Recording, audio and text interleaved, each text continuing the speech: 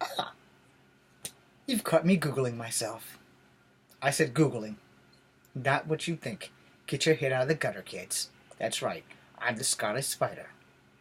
So, we're going to do a part 2 to your lessons of Scarlet Spider. We're going to go with where it all began. Again, with the Clone Saga. Okay, so you see Scarlet Spider and Spider-Man arguing right there. The difference is you don't know who's who at the very moment. Let's see if I can zoom that in. Beginning this saga that will rock the Spider-Verse. Let's see, the bottom says Spider-Man versus Peter Parker. Ooh, sounds really good, doesn't it? And the top says Power and Responsibility Part 1. So you guys can go fish this comic out if you have it. I'm going to have to go to Atlas to see if they can find it for me. I wonder if I showed up like this, would they actually give it to me for free? Probably not. Anyway, I'd also probably get arrested driving my car this way. So way back before most of you guys were born, and I was coming out of high school, they did another Clone Saga. So in case you guys don't know, there was a Clone Saga before 1994. Alright? But the cover of Spider-Man, Web of Spider-Man, because they had to have so many different comics to spread the story out. Cover of Web of Spider-Man, October 1994, which officially launched the 90s Clone Saga. However, there was a small Clone Saga kind of prior to that, but it wasn't really as big as this thing got. And this got really big, so please pay attention. So here we go. Excuse me. Amazing Spider-Man 144 through 151. Then 391 to 418. And then annual 435.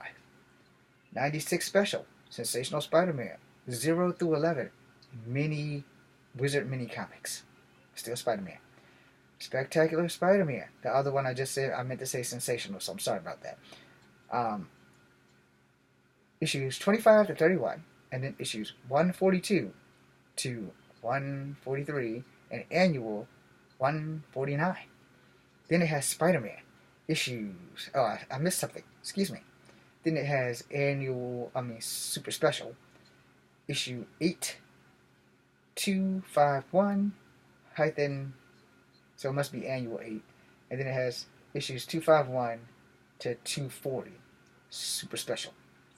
So there's probably a lot of the Clone Saga that I didn't get, even with Maximum Clonage. And then you have Spider-Man issue 48 to 75. Super special. And you have Spider-Man Unlimited, issue 7 to 14. And then you have Web of Spider-Man, issue 117 to 129. Super special. Main characters, Spider-Man, Ben Reilly.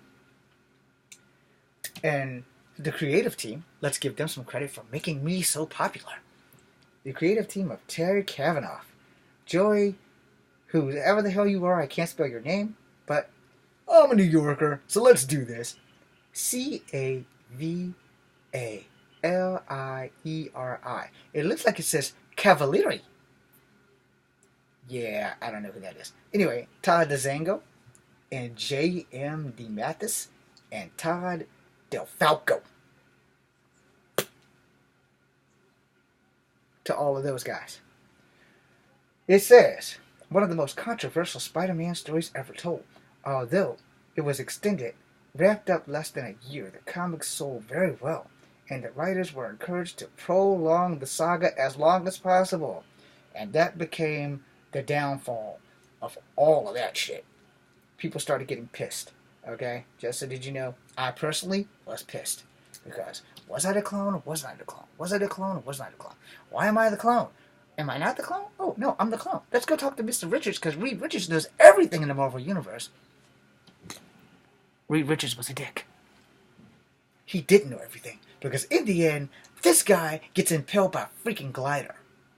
After like a year and a half of being Spider-Man in my cool suit that May Parker would wind up wearing. Anna Mayday Parker. I'm sure that's been retconned. But anyway, she wound up wearing my suit. She put her nasty little body in my suit. How dare her? I'm just kidding.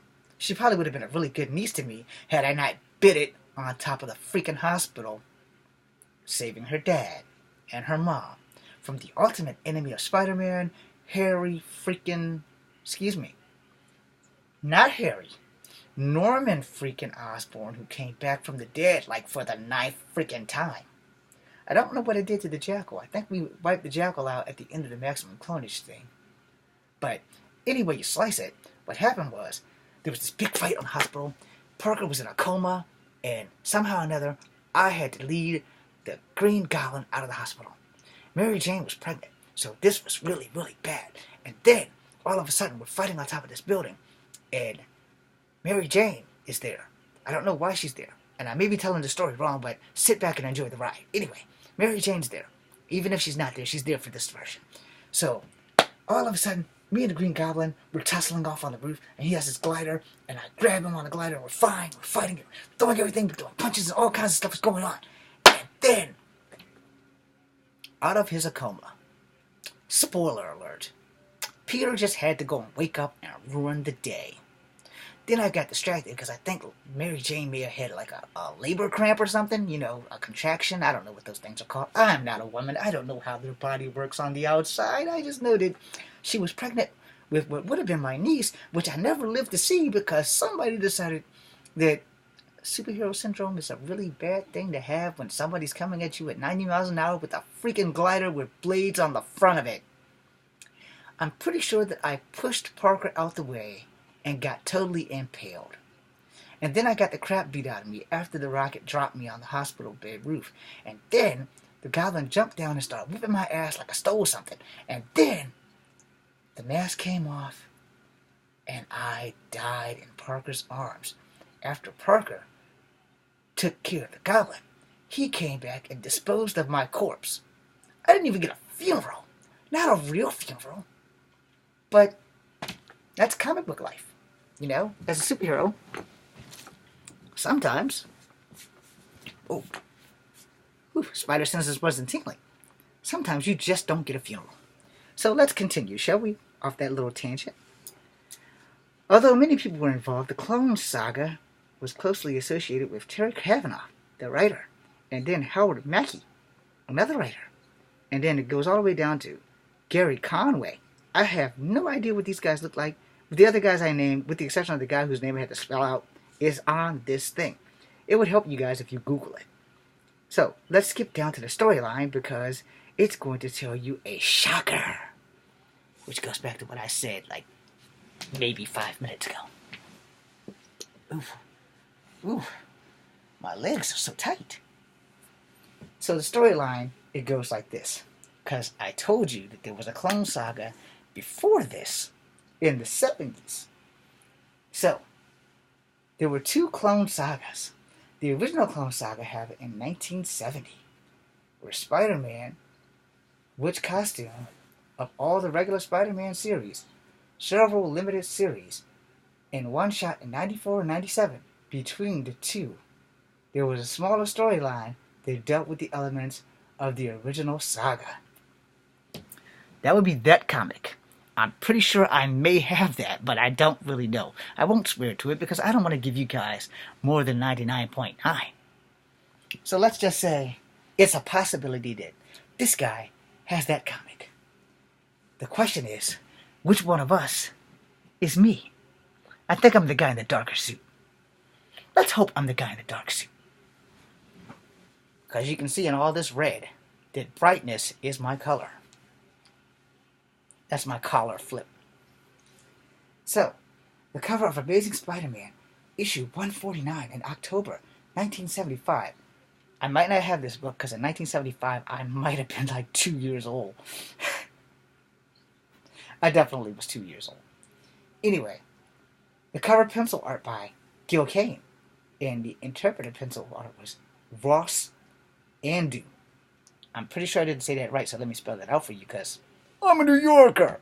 Okay, I'm in character, alright? He's a New Yorker. He also wanted the Globe for quite some time, and I guess it just didn't have anything to do with him. But anyway, A-N-D-R-U. So maybe that's how they spell Andrew. I never knew that could be a last name. Maybe his name is actually Andrew Ross, and they just put that shit in reverse. because they do that in China, where your surname is the name that you go by, even if your name is Li Li. Okay, so, great. I probably definitely don't have this book now that I just read this part. In the summer of 1973, writer Gary Conway made a decision to off his girlfriend, Peter Parker and Gwen Stacy. Yeah, I remember that, but I never got to read it until I became of age old enough to read. I didn't start reading comics till I was 3, and Spider-Man was not on my list because I was a Jonah Hex fan. Shh, don't tell Marvel. Anyway, so in Amazing Spider-Man 121, it is because the editorial team felt that Gwen Stacy had become stale. Ew. I did not know women that could get stale. But apparently women, I'm sorry, you guys get stale. Who knew?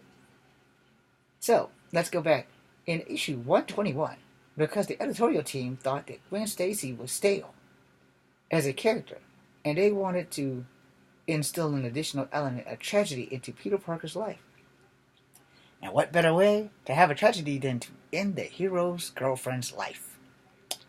Oh, this only got better from here.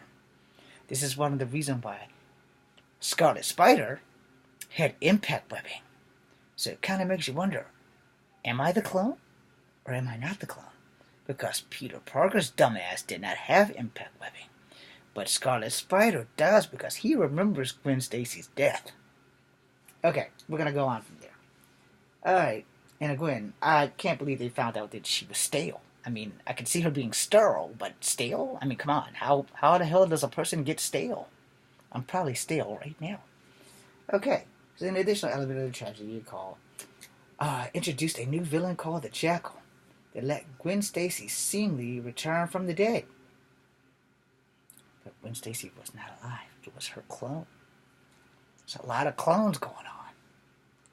Now, this villain was identified as Gwen Stacy, and Peter's biological professor, Warren Miles, who could not cope with the death of his niece, Gwen Stacy, with whom he had secretly an infatuation. Can you say incest, people? Because that's basically what that was talking about. They worded that differently by saying the word infatuation.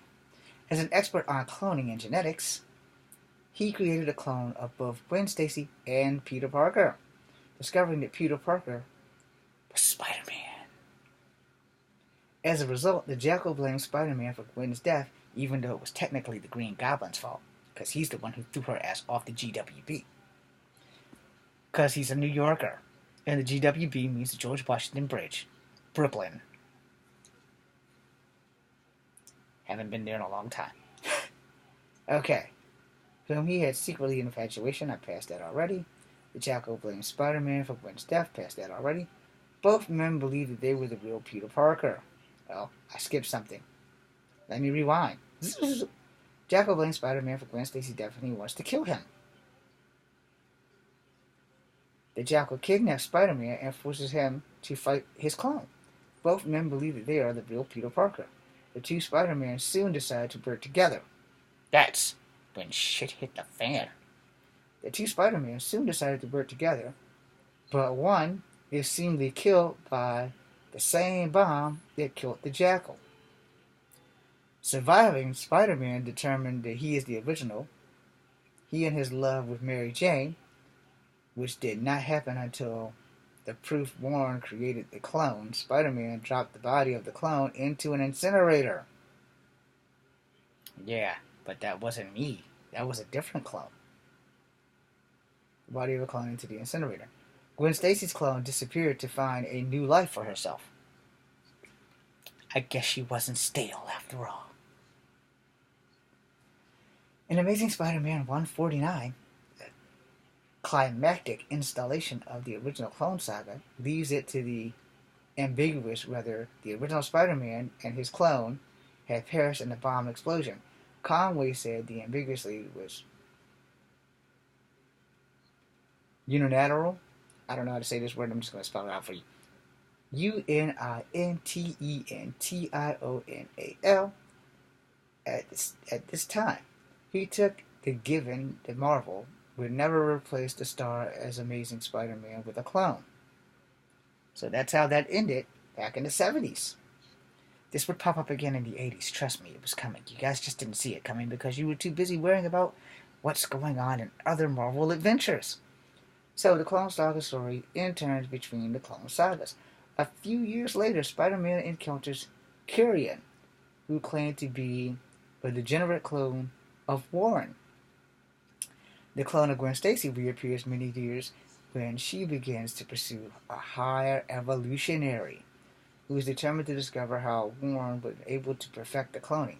In the process, he discovered that Warren had not, but had instead created a genetic virus, and the transformation already begins to support the clones, or of other people. He claimed to be that Gwen, the clone, was really a woman named Joyce Delaney, who was seemingly cured of the virus and left to lead her life once more. Later, Spider-Man investigated Warren's laboratory and discovered the clone was another former student of Miles Warren's named Malcolm McBride, who was infected with the virus and became the new Kyrian. I'm probably not saying that right, so let me spell that out for you. Carrion. Kyrian. Many years after that, Scarlet Spider Unlimited 1. The story arc was molded to fit the new Clone Saga. Are you guys learning about my character now? Of course you are. Good, because I'm getting really tired of reading. More years passed before Spider-Man's clone reappeared and had survived the battle. For the 5 years he lived in existence under the name of Ben Reilly, a combination of Uncle Ben's first name and Aunt May's maiden name. Excuse me. Those hot dogs from Hell's Kitchen are coming back to affect me now. Kidding. I don't eat hot dogs.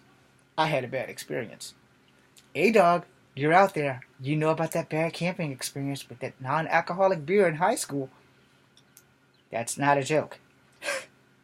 Anyway, he developed the superhero identity known as the Scarlet Spider after returning to New York City in a series of chaotic events following in which Peter Parker and Ben were plagued by both resurrected Jackal and Kane, who was unsuccessfully the first clown, which may have been the guy he dropped in the damn incinerator. And the possessing of each other, the clone, where Kane had been chasing the Scarlet Spider, by the way. The clone of Spider-Man became a villain, known as Spider-Side. Matters whether the future refused to be investigated, and the mysterious, seemingly all-powerful Judah traveled in Skyer? I don't know how to say that, so I'm just going to spell it out for you because I'm a New Yorker. Scrier. I don't know how to say that shit. Anyway, the revelations made a high evolutionary were revealed to have been incinerated. The driver, by the damnation of discreet Warren, who had formerly worked with him. The medical test indicated that Peter was actually the clone and Ben was the original. Peter temporarily retired as Spider-Man, leaving the mantle of Spider-Man to Ben while he prepared for his new life as a father after he discovered that Mary Jane was pregnant. Peter then lost his powers for a time during the retirement and also eventually came back after nearly beaten to death. And the climax revealed that Peter, Ben, and the Jackal, and many others had been manipulated for years by Norman Osborn, aka the Green Goblin, who had returned from the dead again and had been seriously masterminding the entire saga. Osborn said Peter was the original, having faked the evidence to reveal that Peter's status as a clone was part of his plan to break Peter's spirit and claim that he was confirmed when Ben died, saving Peter's life, as I said in the other video, or even in this video. And his body degenerated any other clones. See, I didn't even get a funeral. My body just degenerated, which really sucks. That means I became a puddle of pus like the synthoids on G.I. Joe. Just Google Roadblock goes on a car wash and Shipwreck watches him like come out of the car wash. It sure was toasty in there, and then he just like crumbles into like stuff. So that's what happens to me. That's my fate. That sucks. Let's reread that. Where was I? Ben dies, saving Peter's life, and his body degenerates like any other clones. Spider-Man, Osborn's Journal, February 1997, explains the Green Goblin's role in the entire storyline. Selected bibliography. During the mid-90s, Marvel constantly published the 4th monthly Spider-Man series roughly every one of the week. Mostly the Spider-Man titles, blah blah blah. The storyline is a single weekly series, occasionally separated by far, which means he has like 5 books, more or less. In December of '96, an additional multiple spin-offs. Okay, so he had more than 5 books. It was ongoing. Web of Spider-Man, super special. Web of Scarlet Spider, Sensational Spider-Man, Mini Wizard Comics, Amazing Spider-Man, Amazing Scarlet Spider, Spider-Man, Scarlet Spider, Spectacular Spider-Man, Spectacular Scarlet Spider, Spider-Man Unlimited, Scarlet Spider Unlimited, Venom Super Special, Giant Size Spider-Man, New Warriors, Spider-Man Team Up, Green Goblin, Daredevil, Backlash Spider-Man, and Marvel Fanfare. It goes on and on and on, and then they hit you with Spider-Man Maximum Clonage 1, Spider-Man Maximum Clonage Omega. I left off Alpha on the other one. And then it goes Spider-Man The Lost Years. That's the Ben Reilly story where I explained to everybody how I am supposed to be Spider-Man and how I went off on a 5-year quest to find myself because I decided that a clone deserved a better life because I, the original Spider-Man, didn't want anything to do with Mary Jane because Gwen Stacy was the love of my life. And sadly, I failed. I shot my web, it caught her, but it snapped her neck, and she died. At least, that's the memory, until we find out that Parker and Riley share the same memories for the most part. Then you got Spider-Man The Lost Years, Spider-Man The Final Adventure, Spider-Man Osborn's Journal, Spider-Man Parker's Years, Spider-Man Redemption, Spider-Man Jackal File, Spider-Man The Clone Journal, Spider-Man The Funeral of Dr. Octopus, Venom, Along Came a Spider, Spider-Man Punisher Family Plot, Spider-Man Dead Man's Hand, 100 Ways to End the Clone Saga, X-Men Spider-Man, What If and What If, What If 30 and What If 86, just for this stuff. Collector's Edition, let's go down the list. Spider-Man The Original Clone Saga, and those are issues, good God, we're not going through all that. Then it says Spider-Man The Complete Clone Saga, the Epic Book 1. Spider-Man The Complete Clone Saga, Epic Book 2. Spider-Man Complete Clone Saga, Epic Book 3. Oh, God. Epic Book 4, Epic Book 5. Spider-Man The Complete Ben Reilly, Epic Book 1. Spider-Man The Complete Ben Reilly, Epic Book 2. Spider-Man The Complete Ben Reilly, Epic Book 3. Spider-Man The Complete Epic Book 4, Epic Book 5, Epic Book 6. You see where I'm going here? This is why I, Ben Reilly, am such an interesting character. Original Clone Story from 1974 and 75 was released in a trade-back paperback in 1995 called Spider-Man Clone Genesis. It's no longer in print, so that fucking sucks. I can't buy that unless I get online. Anyway, I hope I taught you some stuff about the Scarlet Spider, because this is the guy I'm going to be at GalaxyCon. Now this video is probably super